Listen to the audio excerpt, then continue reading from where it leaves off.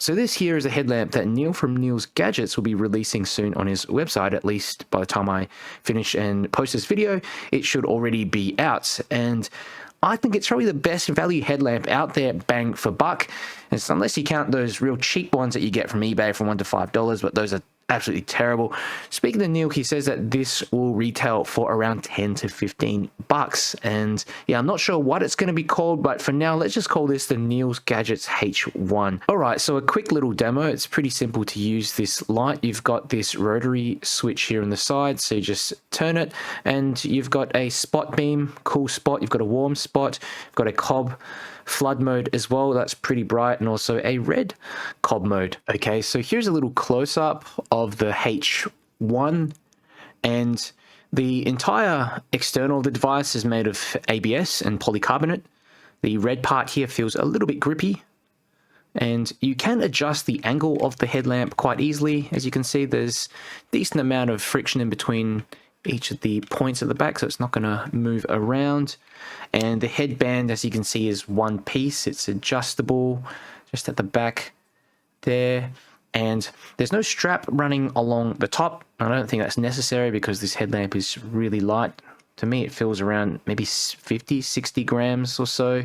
And you've got USB-C charging here on the side, 4 of these battery indicators as well. It also functions as a charging indicator. And yeah, basically you've got this button at the bottom that I demoed before. Basically you press it and then that activates and deactivates the proximity sensor, and this rotary dial here on the side as well.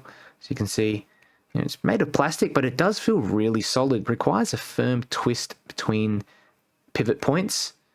And I ended up actually opening this light up. There's a bunch of screws on the back, and there is a lithium polymer cell inside, rated at 1200 milliamp hours. On the front of the light here, you can see there's a couple of spot LEDs. So one of them's warm and one of them's cool. Not sure what LEDs these are. Maybe some of you might be able to pick this out or figure out what it actually is.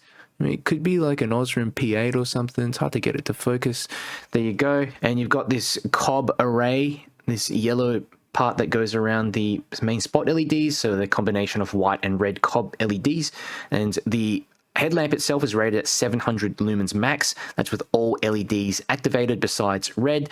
Spot modes are 300 lumens. Cob modes, or the white cob mode is rated at 400 lumens, and the cob red mode is rated at 18 lumens. And you've got this plastic lens on the front, and these 2 little bits here are the proximity sensor. So a little demo of the UI. Now I've already demonstrated just how these pivot points work. So there's like a lock mode, then you can flip in between these 4 modes. So let's just say you're on the spot cool mode. You can press and hold like the button here on the rotary dial to ramp up and down. Okay, this works on all modes. However, there is no memory. So if you go back to it, it just goes back to the top of the ramp. And there is also a function here. So with the spot white, if you press once, it flashes, and the same goes for the red. Only works on those 2 modes. Now you can activate all of the LEDs if you're on any of these cob or the spot modes just by pressing twice, double pressing, so activates everything. So here are a bunch of ceiling bounce tests that I ran with the Nealsgadgets H1. And this is the spot cool mode, and you can see here, as soon as you turn on the light, it starts stepping down in a linear fashion, and just after the 2-minute mark, you're sitting on about 40%. And I ran the same test with the spot warm mode, and very similar kind of effect here, except it just takes a little bit longer to step down, but that same kind of linear step down fashion. By the 4-minute mark, you can see the light sitting on between 30 and 40%. Here is a test on the cob flood mode, and you can see that same linear step down. Just after the 3-minute mark, the light is sitting on just over 40%. And I ran a final test on the flood red mode, and yeah, it didn't step down at all. As you can see, 10 minutes. So pretty decent sustained output, but again, it does have a lower output than all the other modes. Here are some tests that I ran with my Audible Lightmaster Pro. This is on the highest mode for each of these settings, and you can see here on the cool mode, you get over 100 meters of range. Same for the spot warm mode as well. Flood and red modes also have a decent amount of range. You can use them for mostly short range to medium range use. So some considerations if you're thinking of getting this headlamp. So the first one I mentioned already, there's no memory mode. So yeah, I prefer having memory mode in there. I think it makes it more easy, especially if I'm, I want to start the headlamp off normally on a lower mode. I don't want it just blast out as much as, 700 lumens. I like to start off on lower and then press to get to the amount of light that I feel is necessary and then stop. So yeah, that's a little bit annoying. The second consideration is this plastic construction. So that includes the lens and reflectors as well. Okay, just doesn't feel as premium as other kind of headlamps out there. You've also got this headlamp material here and construction that also feels pretty average, but it does the job. Still better than anything at this price point at my local hardware store. The third consideration is that some of you may not need this proximity sensor, but at least you can just disable it. It's very easy to disable it. The fourth consideration is the fast step down on all modes besides red. I wish it could last a little bit longer on those modes, but again, it's this full plastic construction that's probably necessary. And finally, you've got a non-replaceable lithium polymer cell in there, and at least it's not easily replaceable. Overall, the Nealsgadgets H1 is easily one of the best value headlamps for the price. And yeah, I know I listed a bunch of different considerations there, but again, it's just fantastic bang for buck. And I really like how light and easy it is to just chuck in your bag and forget about until you actually need it. Probably buy a few of these and keep them around the house or just in different bags, that kind of thing for an emergency. And the best thing I like about this light is the ability to choose between different variations of spot and flood. And you do get this red mode as well. It's just so easy, seamless to go between those modes. But yeah, let me know what you think down below in the comments. Is this a kind of headlamp, well, the kind of headlamp that you would use? And yeah, if you have questions, also comment down below. If you enjoyed this video, do me a favor, click the like button and share it with someone who might be interested. Just helps me to get my channel out to more people.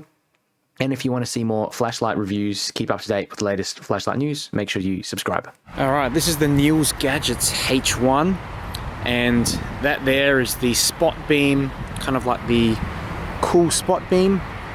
Surprisingly throwy. It's getting to the center of that field all right. It's a bit of rain as well, so it started raining.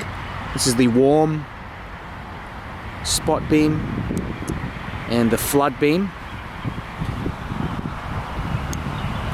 Red beam, not really visible out here, but yeah, it's more for like a long range test.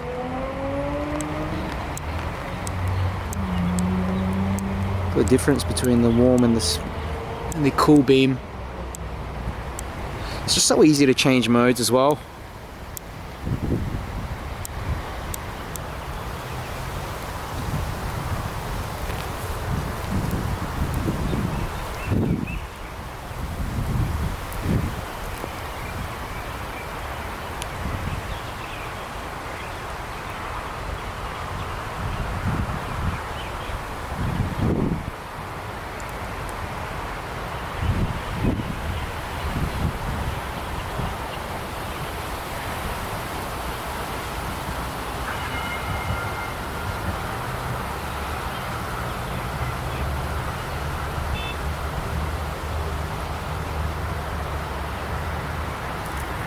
This is the Nealsgadgets H1 headlamp on the spot mode, cool spot, and then you've got the warm spot,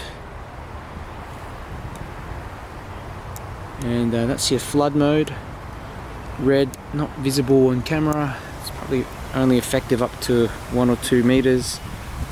And another thing you can do is like press and hold to ramp down, and then press and hold to ramp up again. You can do this for all of the beams, but there is no memory, so if I have it there, turn off, it comes back on the highest mode again. Let's try with the flood.